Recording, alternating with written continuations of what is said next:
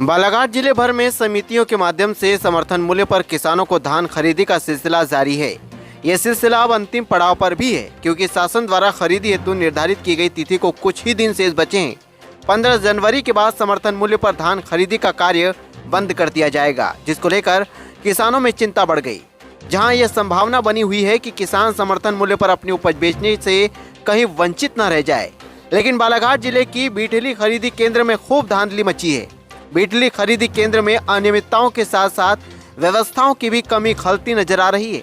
इस धान खरीदी केंद्र में नियमों की साफ तौर पर अनदेखी की जा रही है और किसानों के पंजीयन पर व्यापारियों की धान खरीदी किए जाने के आरोप लग रहे हैं।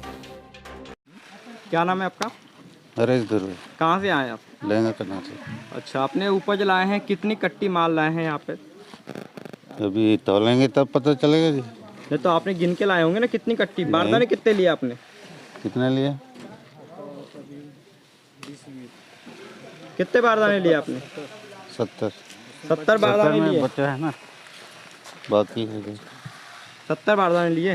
ये इधर बच्चा है और भरने का अब खत्म हो गया। नहीं तो यहाँ समिति से कितने बारदाने लिए आपने? 70 बारदाने लिए। तो इसमें जांच वगैरह हो गई आपकी धान की? जांच हुआ है तभी तो। कैसे हुई जांच? कैसे हुई है? अब देखें भाई, हाथ से, मशीन से इतना नहीं हुआ है। मशीन से जांच नहीं हुआ है। और आपको भरने के आदेश मिल गए? हाँ। किसने दिया आदेश? जो यहाँ कर्मचारी होंगे वो दिए हैं। खरीदी प्रभारी ने? अच्छा, उनका तो कहना है कि उनकी मशीन खराब हो गई है। तो बिना जांच के आपकी धान खरीदी जा रही है क्या यहाँ पे? उनको पूछा ना भैया, हम तो किसान आदमी, कैसे जांच होता है? तो यहाँ पे जैसे आपकी धान को देखें तो बहुत नमी है आपकी धान में। नमी है, उन बताएंगे। वो बताएंगे ना? हाँ भाई, जो गलत है उन्हें बताएंगे, हम तो अच्छा ही कहेंगे ना अपने माल को। अच्छा, आप अच्छा ही कहेंगे। अच्छा, कब लाया धान आपने? अभी लाए। आज ही लाए? हाँ। तो बारिश में भीगी थी क्या धान?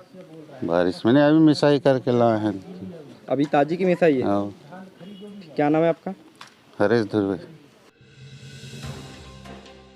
दरअसल पिछले कई दिनों से आदिम जाति सेवा सहकारी समिति बीठली के अंतर्गत चल रही धान खरीदी केंद्र बीठली की शिकायत प्राप्त हो रही थी। वहां पंजीकृत किसानों के नाम पर कुछ व्यापारियों की धान खरीदी जा रही है। स्थानीय रुस्सकदारों के द्वारा छोटे किसानों से औने पौने दाम में धान की खरीदी कर पंजीकृत किसानों के पंजीयन पर अपनी धान समर्थन मूल्य पर बेच रहे हैं और खरीदी प्रभारी भी बेखौफ होकर धान की खरीदी कर रहे हैं। हालांकि इसकी जानकारी कलेक्टर और जिला केंद्रीय सहकारी बैंक के प्रभारी सीईओ को भी मौखिक रूप से दी गई थी। बावजूद इसके प्रशासनिक अधिकारियों ने इस ओर कोई ध्यान नहीं दिया, जहां उक्त केंद्र से अनियमितताएं बरतने की कवायद जारी है। भी आपका परिचय? भैया मैं रंजेश नागरे प्रॉपर बिठली का निवासी हूँ। ये समिति जो धान खरीदी चल रहा है कार्य, यहाँ को लेकर काफ़ी शिकायतें हैं, क्या कुछ जानकारी आप? शिकायत है, यहाँ पे दमों की धान आती है और ये जो है इनडायरेक्टली रूप से बाहर खाली हो जाता है। उसके बाद में यहाँ पे बिचौलिए लोग अपने गाड़ी से ट्रांसपोर्टिंग करके यहाँ पे दूसरे के रजिस्ट्रेशन में धान दी जाती है और जिस रजिस्ट्रेशन में धान दी जाती है उस कृषक की खेती का आकलन कर लिया जाए, उसका सर्वे कर लिया जाए कि उस खेती में कितना धान पैदा हुई है। मेरा साफ कहने का मतलब है, जो व्यक्ति जो व्यापार कर रहा है इस स्थान पे, वो बार बार इसी जगह में नजर आएगा। सीसीटीवी कैमरा विशेष तौर पे लगाई जाए। तो क्या यहाँ पे व्यापारियों की धान खरीदी जा रही है? बिल्कुल, कृषक प्लस व्यापारियों की धान खरीदी जा रही। मौके पर पहुंचते ही वहां मौजूद लोगों में मानो एक हड़कंप मच गया और खरीदी प्रभारी के पसीने छूट गए।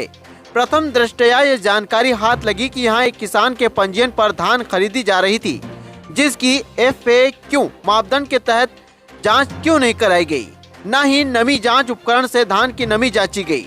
जानकारी लेने पर पता चला कि आज ही नमी जांच उपकरण गिरने से खराब हो गया। वे धान की नमी बिना जांच किए ही खरीदी कर रहे थे। जहां लहंगा कन्हार निवासी नरेश दुर्वे नामक उक्त संदिग्ध पंजीकृत किसान को बारदाने मुहैया करवाकर उसकी धान खरीदी गई। इसके अलावा स्थानीय लोगों व किसानों ने भी हमारी टीम को जमकर शिकायतें बतलाई। शिकायत मिली कि खरीदी प्रभारी द्वारा यहाँ के कुछ रसूखदारों की धान समर्थन मूल्य पर किसानों के पंजीयन पर खरीद रहा है और ये सिलसिला शुरुआती दौर से ही प्रारंभ है।